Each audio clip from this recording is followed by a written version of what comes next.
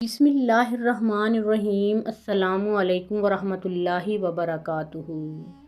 حضرت خالد رضی اللہ تعالیٰ عنہ کے حکم سے عورتوں کو گھیرے میں لے لیا گیا۔ کچھ عورتیں بھاگ گئی تھیں۔ عورتوں کے ساتھ کئی آدمیوں کو بھی قیدی بنا لیا گیا۔ اس قافلے کے ساتھ جو مال اموال، خزانہ اور دیگر قیمتی سامان جا رہا تھا وہ سب وہیں رہ گیا۔ یہ مجاہدین کا مال غنیمت تھا۔ وہاں ایک حادثہ یوں ہوا کہ یونس ابن مرکز اپنی بیوی کو ڈھونڈتا پھر رہا تھا۔ وہ اسے نظر آ گئی۔ وہ اس کی طرف دوڑا۔ لڑکی بھاگ نکلی لیکن وہ کہیں جا نہیں سکتی تھی کیونکہ سب عورتیں مسلمان سواروں کے گھیرے میں تھیں۔ لڑکی نے جب دیکھا کہ کوئی راہ فرار نہیں اور یونس جو مسلمان ہو چکا تھا اسے پکڑ لے گا تو اس نے اپنے کپڑوں کے اندر ہاتھ ڈالا اور خنجر نکال لیا۔ یونس کے پہنچنے تک لڑکی نے خنجر اپنے سینے میں گھونپ لیا۔ وہ گری اور یونس اسے اٹھانے لگا۔ جا ابن مرکز لڑکی نے کہا میرا خاوند مسلمان نہیں ہو سکتا اور وہ مر گئی۔ یونس ابن مرکز دھاڑیں مار مار کر رونے لگا۔ اس لڑکی کی خاطر اس نے دمشق مسلمانوں کو دلوایا تھا۔ پھر یہ خون ریز مارکا لڑایا تھا مگر لڑکی نے اپنا خون بہا کر اس کی محبت کا خون کر دیا۔ مسلمان سواروں نے اپنے شہیدوں کی لاشوں کو اور زخمیوں کو اٹھایا۔ مال غنیمت رومیوں کی گھوڑا گاڑیوں پر لادا۔ عورتوں اور بچوں کو مرے ہوئے رومیوں کے گھوڑوں پر بٹھایا اور دمشق کو چل پڑے۔ یہ اگلی صبح تھی جب مال غنیمت وغیرہ اکٹھا کیا جا رہا تھا۔ اس وقت خالد بن ولید رضی اللہ تعالیٰ عنہ عورتوں کے قریب جا کر احکام دے رہے تھے۔ انہیں یونس ابن مرکز اپنی طرف آتا دکھائی دیا۔ اس سے پوچھا کہ اسے اپنی بیوی ملی ہے یا نہیں۔ مل گئی ہے، یونس نے روتے ہوئے جواب دیا، لیکن وہ زندہ نہیں، اس نے اپنے خنجر سے اپنے آپ کو مار دیا ہے۔ غم نہ کر ابن مرکز، خالد بن ولید رضی اللہ تعالیٰ عنہ نے کہا، تو اس سے زیادہ قیمتی انعام کا حقدار ہے۔ میں تجھے اس سے زیادہ خوبصورت بیوی دوں گا۔ حضرت خالد بن ولید رضی اللہ تعالیٰ عنہ نے اسے ایک رومی عورت دکھائی۔ اس کا لباس ریشم کا تھا اور اس نے بڑا ہی قیمتی ہار پہن رکھا تھا۔ یہ تیرا مال غنیمت ہے۔ خالد بن ولید رضی اللہ تعالیٰ عنہ نے کہا، میں اس کے ساتھ تیری شادی کرا دوں گا۔ نہیں سالار محترم، یونس ابن مرکز نے گھبرائے ہوئے لہجے میں کہا، میں اس کے ساتھ شادی نہیں کر سکتا۔ آپ شاید نہیں جانتے، یہ شہنشاہ ہرقل کی بیٹی ہے۔ یہ ان کے سالار توما کی بیوی تھی، اب یہ کسی شہنشاہ کی بیٹی نہیں۔ خالد رضی اللہ تعالیٰ عنہ نے کہا، اب یہ تیری بیوی ہوگی، یہ مجھے واپس کرنی پڑے گی۔ یونس ابن مرکز نے کہا، ہرقل اپنی بیٹی کو واپس لینے کے لیے اپنی تمام تر سلطنت کی فوج اکٹھی کر کے دمشق پر حملہ کر دے گا۔ اگر وہ ایسا نہیں کرے گا تو فدیہ ادا کر کے اسے آپ سے واپس لے لے گا۔ خالد رضی اللہ تعالیٰ عنہ خاموش ہو گئے۔ ناظرین، دمشق تک جانے والا راستہ آدھا طے ہوا تھا کہ انطاکیہ کی طرف سے 12-14 گھڑ سوار آئے۔ وہ رومی تھے، ان میں سے ایک اونچی حیثیت کا معلوم ہوتا تھا۔ وہ خالد رضی اللہ تعالیٰ عنہ سے ملنا چاہتا تھا۔ اسے خالد رضی اللہ تعالیٰ عنہ تک پہنچا دیا گیا۔ میں شہنشاہ ہرقل کا الچی ہوں، اس نے کہا، اور یہ میرے محافظ ہیں۔ میں امن سے آیا ہوں اور اس امید کے ساتھ کہ آپ سے بھی مجھے امن اور دوستی ملے گی۔ کیا پیغام لائے ہو؟ خالد رضی اللہ تعالیٰ عنہ نے پوچھا۔ شہنشاہ ہرقل کو اطلاع مل گئی ہے کہ آپ نے ہماری فوج اور دمشق سے ہجرت کرنے والوں پر حملہ کیا ہے۔ شہنشاہ ہرقل کے الچی نے کہا، شہنشاہ نے آپ کے حملے کے متعلق کچھ نہیں کہا۔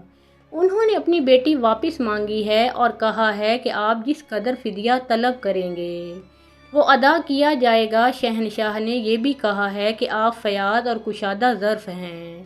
اگر آپ فدیہ نہ لینا چاہیں تو میری بیٹی مجھے بخش دیں۔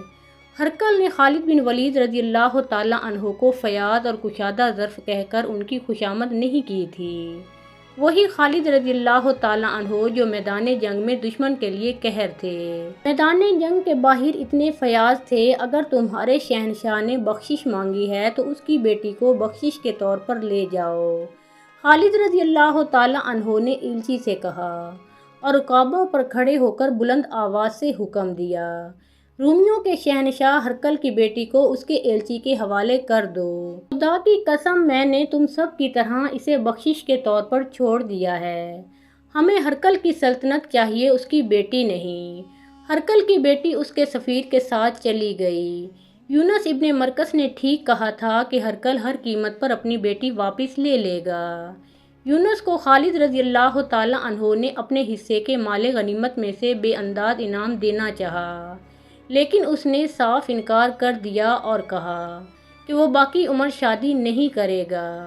بعد میں اس نے اپنی زندگی اسلام اور جہاد کے لیے وقف کر دی تھی، لیکن اس کی باقی زندگی صرف 2 سال تھی۔ وہ جنگ یرموک میں شہید ہو گیا تھا۔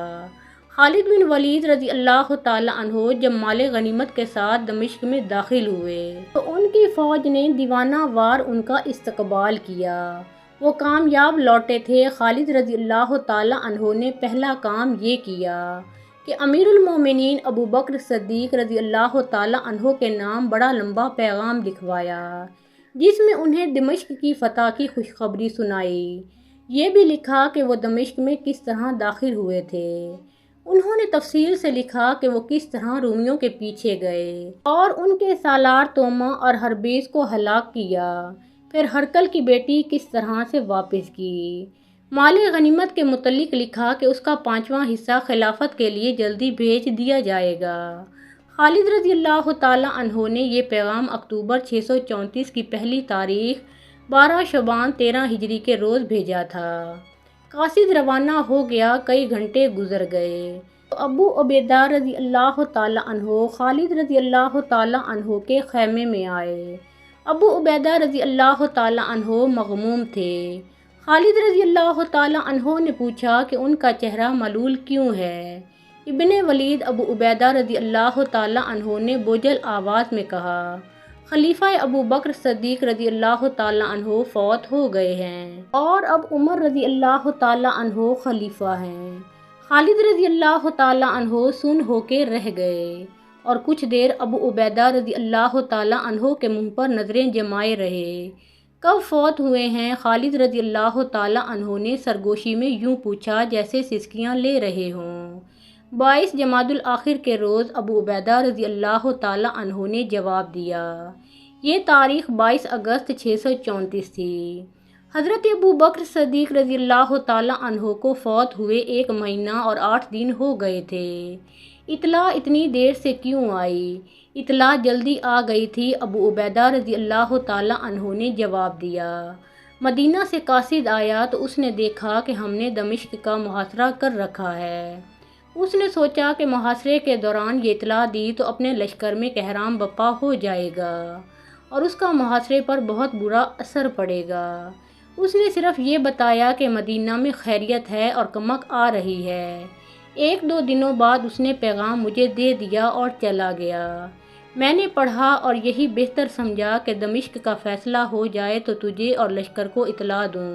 ابو عبیدہ رضی اللہ تعالیٰ عنہ نے نئے خلیفہ کا خط جو ابو عبیدہ رضی اللہ تعالیٰ عنہ کے نام لکھا گیا تھا خالد رضی اللہ تعالیٰ عنہ کو دیکھ کر کہا کہ یہ وہ خبر ہے جو میں تجھے لڑائی ختم ہونے تک نہیں دینا چاہتا تھا۔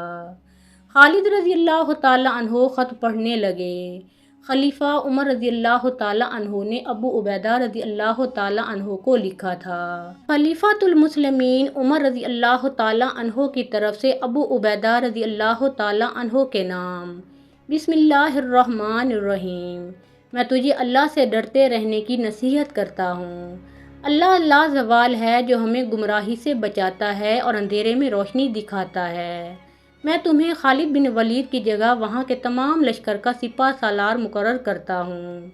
فوراً اپنی جگہ لو، ذاتی مفاد کے لیے مومنین کو کسی مشکل میں نہ ڈالنا، انہیں اس پڑاؤ پر نہ ٹھہرانا جس کے متعلق تو نے پہلے دیکھ بھال نہ کر لی ہو۔ کسی لڑائی کے لیے دستوں کو اس وقت بھیجنا جب وہ پوری طرح منظم ہوں، اور کوئی ایسا فیصلہ نہ کرنا جس سے مومنین کا جانی نقصان ہو۔ اللہ نے تجھے میری آزمائش کا اور مجھے تیری آزمائش کا ذریعہ بنایا ہے۔ دنیاوی لالچوں سے بچے رہنا، کہیں ایسا نہ ہو کہ جس طرح تجھ سے پہلے تباہ ہوئے ہیں تو طمع سے تباہ ہو جائے۔ تو جانتا ہے وہ اپنے رتبے سے کس طرح گرے ہیں۔ اس خط کا مطلب یہ تھا کہ خلیفۃ المسلمین عمر رضی اللہ تعالیٰ عنہ نے خالد رضی اللہ تعالیٰ عنہ کو سپہ سالاری سے معزول کر دیا تھا۔ اب ابو عبیدہ رضی اللہ تعالیٰ عنہ سپہ سالار تھے، بلکہ وہ 1 مہینہ 8 دن پہلے سے سپہ سالار تھے۔ ناظرین، تاریخ گواہ ہے کہ ابو بکر صدیق رضی اللہ تعالیٰ عنہ نے اپنے 2 سال اور 3 ماہ کے دور خلافت میں معجزہ نما کام کیے تھے۔ رسول کریم صلی اللہ علیہ وآلہ وسلم کی وفات کے فوراً بعد ارتداد کا جو فتنہ تمام تر سرزمین عرب میں پھیل گیا تھا، وہ ایک جنگی طاقت تھی جسے ختم کرنے کے لیے اس سے زیادہ جنگی طاقت کی ضرورت تھی۔ لیکن ابو بکر صدیق رضی اللہ تعالیٰ عنہ نے تدبر سے اور جنگی فہم و فراست سے مجاہدین اسلام کی قلیل تعداد کو استعمال کیا اور تھوڑے سے عرصے میں ارتداد کے فتنے اور اس کی جنگی طاقت کو ریزہ ریزہ کر دیا۔ اس کے نتیجے میں ان تمام قبیلوں نے جو ارتداد کی لپیٹ میں آ گئے تھے، اسلام قبول کر لیا۔ ارتداد کے علاوہ بھی کہیں بغاوت اور کہیں شورش تھی۔ خلیفہ اول ابو بکر صدیق رضی اللہ تعالیٰ عنہ نے ہر سو امن و امان نظام کر دیا تھا۔ فتنہ و فساد نہ رہا، بغاوت اور شورش نہ رہی، تو ابو بکر صدیق رضی اللہ تعالیٰ عنہ نے انتہائی جرأت مندانہ فیصلہ کیا۔ انہوں نے مجاہدین کو فارس جیسی شہنشاہی کے خلاف اور پھر اس جیسی دوسری بڑی جنگی طاقت کے خلاف بھیج دیا۔ مجاہدین نے کسریٰ کی طاقت کو کچل کر اس کے بے شمار علاقے کو اسلامی سلطنت میں شامل کر لیا، پھر کیسر روم کی فوج پر دہشت بن کر چھا گئے اور اس کے کئی علاقے اسلامی سلطنت میں آ گئے۔ کسریٰ بھی اور کیسر بھی اپنے آپ کو ناقابل تسخیر سمجھتے تھے۔ مسلمانوں نے خلیفہ اول کے احکام کی پیروی کرتے ہوئے ان دونوں دشمنان اسلام کا گھمنڈ توڑ دیا اور اسلامی فوج کو ایک طاقت بنا دیا۔ انہی دنوں میں مجاہدین کو فوج کی صورت میں منظم کیا گیا تھا۔ ابو بکر صدیق رضی اللہ تعالیٰ عنہ کی سب سے بڑی کامیابی یہ تھی کہ اسلام ایک مذہب کی صورت میں ہی عرب سے عراق اور شام میں نہ پھیلا، بلکہ اس سے اسلامی تمدن اور اسلامی تہذیب بھی پھیلی۔ بلکہ یوں کہنا درست ہوگا کہ ایک نئے کلچر نے جنم لیا جسے لوگوں نے اسلامی کہا اور اسے اپنایا۔ اس سے پہلے تو لوگ فارس اور روم کے کلچر کو ہی تہذیب و تمدن سمجھتے اور اسے فوراً قبول کر لیتے تھے۔ خلیفہ اول جیسے تھک سے گئے تھے اور پوری طرح مطمئن تھے کہ وہ خالق حقیقی کے حضور جا رہے ہیں اور سرخرو جا رہے ہیں۔ اس دور کی تحریروں سے اور مورخوں کی تحقیقات سے پتہ چلتا ہے کہ ابو بکر صدیق رضی اللہ تعالیٰ عنہ کو ایک مسئلہ پریشان کر رہا تھا۔ یہ تھا ان کے جانشین کا مسئلہ۔ انہوں نے اپنے اہل خانہ سے اس مسئلے کا ذکر کیا تھا۔ میرے اللہ کے رسول صلی اللہ علیہ وآلہ وسلم کو موت نے اتنی مہلت نہیں دی تھی کہ کسی کو خود خلیفہ مقرر کرتے۔ ابو بکر صدیق رضی اللہ تعالیٰ عنہ نے کہا تھا، اس کا یہ نتیجہ نکلا کہ ثقیفہ بن سعدہ میں مہاجرین اور انصار کے درمیان اختلاف پر فتنہ اور فساد پیدا ہو گیا تھا۔ یہ تو اللہ کو منظور نہ تھا کہ اس کے رسول صلی اللہ علیہ وآلہ وسلم کی امت، جس کی تعداد ابھی بہت تھوڑی ہے، آپس میں لڑ کر ختم ہو جائے۔ اللہ نے امت کا اتحاد میرے ہاتھ پر قائم رکھا۔ خدا کی قسم، میں رسول اللہ صلی اللہ علیہ وآلہ وسلم کی امت کو اس فساد میں نہیں ڈال کر مروں گا کہ میرے بعد خلیفہ کون ہو۔ میں خلیفہ خود مقرر کر کے جان اللہ کے سپرد کروں گا۔ عظیم تھے خلیفہ اول کہ انہوں نے یہ بات سوچ لی تھی۔ اس دور کے تھوڑا عرصہ کے بعد وقع نگار اور مبصر لکھتے ہیں کہ خلیفہ اول نے سوچ لیا تھا، قبیلوں یا طبقوں یا افراد میں جب اقتدار کی ہوس پیدا ہو جاتی ہے تو قوم کا اتحاد پھٹے ہوئے دامن کی مانند ہو جاتا ہے۔ مسلمانوں کا وہ دور فتوحات سے مالا مال ہو رہا تھا، درخشان روایات جنم لے رہی تھیں اور یہی تاریخ اسلام کی بنیاد بن گئی تھیں۔ حضرت ابو بکر صدیق رضی اللہ تعالیٰ عنہ کی دوربین نگاہوں نے دیکھ لیا تھا کہ کیسر و کسریٰ جو اب زوال کے عمل سے گزر رہے ہیں اور نصت و نابود ہو جانے تک پہنچ گئے ہیں، وہ مسلمانوں کے نفاق سے فائدہ اٹھائیں گے اور افریت بن کر اسلام کو نگل جائیں گے۔ کیا عمر رضی اللہ تعالیٰ عنہ کو لوگ قبول کر لیں گے؟ ابو بکر صدیق رضی اللہ تعالیٰ عنہ نے اپنے اہل خانہ سے کہا شاید نہ کریں، عمر رضی اللہ تعالیٰ عنہ مزاج کا بہت سخت ہے، اپنے احباب سے مشورہ کر لیتا ہوں۔ حضرت ابو بکر صدیق رضی اللہ تعالیٰ عنہ نے عبد الرحمن بن عوف رضی اللہ تعالیٰ عنہ کو بلایا اور تنہائی میں بٹھایا۔ ابن عوف ابو بکر صدیق رضی اللہ تعالیٰ عنہ نے کہا، کیا تو مجھے سچے دل سے بتا سکتا ہے کہ عمر رضی اللہ تعالیٰ عنہ بن خطاب کیسا آدمی ہے؟ تو اسے کیسا سمجھتا ہے؟ خدا کی قسم، خلیفہ رسول عبد الرحمن بن عوف رضی اللہ تعالیٰ عنہ نے کہا، جو میں جانتا ہوں وہ اس سے بہتر نہیں۔ جو تو جانتا ہے، جو کچھ بھی تو جانتا ہے، کہہ دے۔ ابو بکر صدیق رضی اللہ تعالیٰ عنہ نے کہا۔ خلیفہ رسول عبد الرحمن بن عوف نے کہا، ہم میں سے کوئی بھی ایسا نہیں جو عمر رضی اللہ تعالیٰ عنہ بن خطاب سے بہتر ہو، لیکن اس کی طبیعت میں جو سختی ہے وہ بھی ہم میں سے کسی میں نہیں ہے۔ رائے میری بھی یہی ہے۔ ابن عوف ابو بکر صدیق رضی اللہ تعالیٰ عنہ نے کہا، تم سب کو عمر رضی اللہ تعالیٰ عنہ کی سختی اس لیے زیادہ محسوس ہوتی ہے کہ میرے مزاج میں بہت نرمی ہے۔ کیا ایسا نہیں ہوگا کہ اپنے بعد خلافت کا بوجھ اس کے کندھوں پر ڈال دوں تو اس کی سختی کم ہو جائے؟ ایسے ہی ہوگا، اس بات کا خیال رکھنا۔ ابو محمد عبد الرحمن بن عوف ابو بکر صدیق رضی اللہ تعالیٰ عنہ نے کہا، میرے تیرے درمیان جو باتیں ہوئی ہیں یہ کسی اور تک نہ پہنچیں۔ عبد الرحمن بن عوف رضی اللہ تعالیٰ عنہ چلے گئے تو امیر المومنین نے اپنے ایک اور رفیق اور مشیر عثمان رضی اللہ تعالیٰ عنہ بن عفان کو بلایا۔ ابو عبداللہ ابو بکر صدیق رضی اللہ تعالیٰ عنہ نے عثمان رضی اللہ تعالیٰ عنہ بن عفان سے کہا، تجھ پر اللہ کی رحمت ہو، کیا تو مجھے بتا سکتا ہے کہ عمر رضی اللہ تعالیٰ عنہ بن خطاب کیسا آدمی ہے؟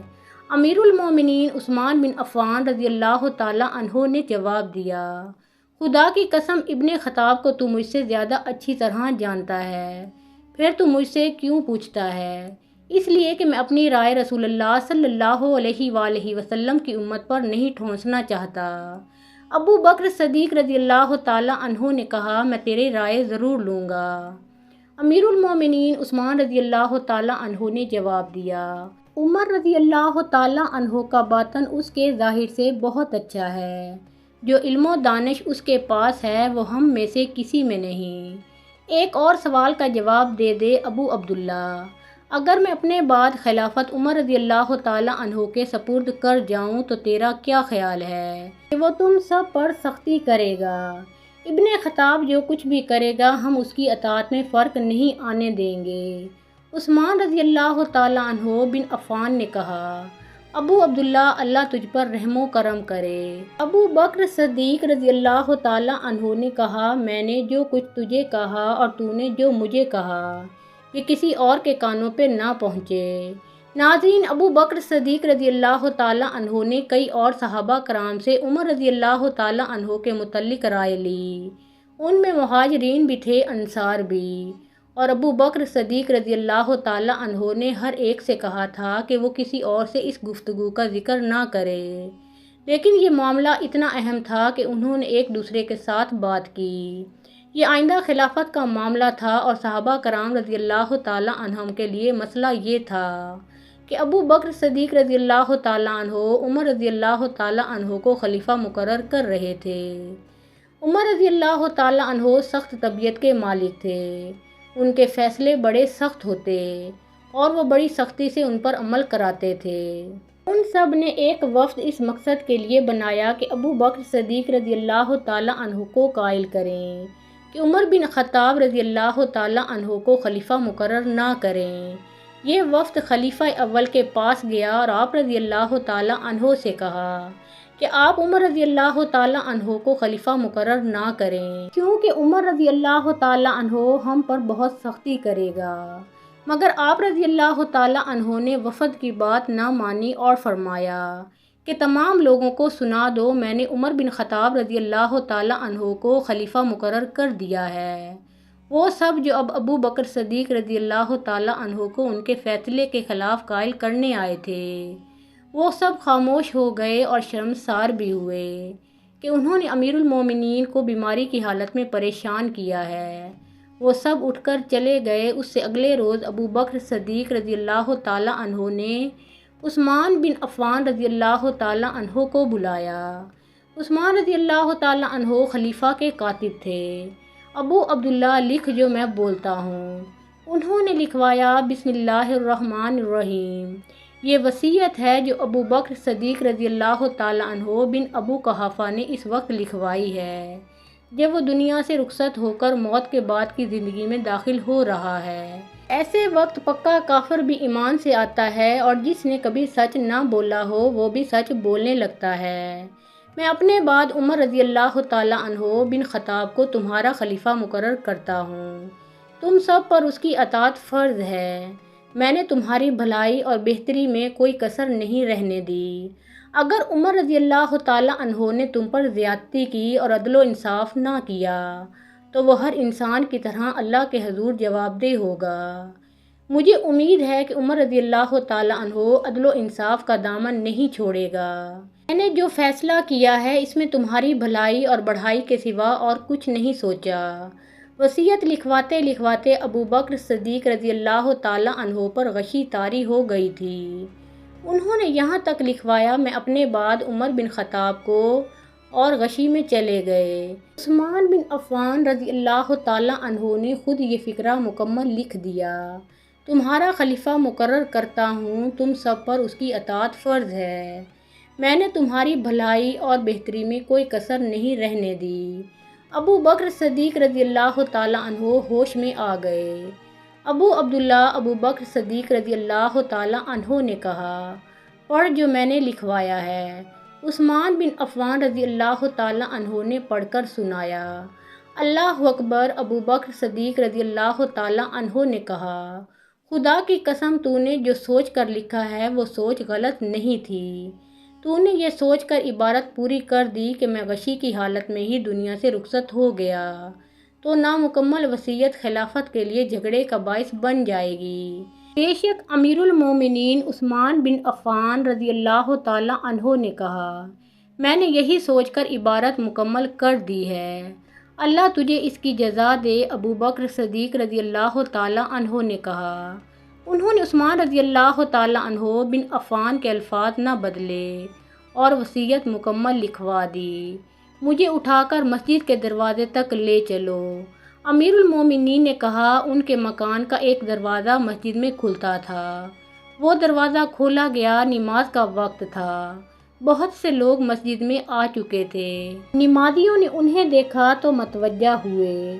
میرے بھائیوں، ابو بکر صدیق رضی اللہ تعالیٰ عنہ نے نقاہت کے باوجود بلند آواز سے بولنے کی کوشش کرتے ہوئے کہا، کیا تم اس شخص پر راضی ہوگے جسے میں خلیفہ مقرر کروں؟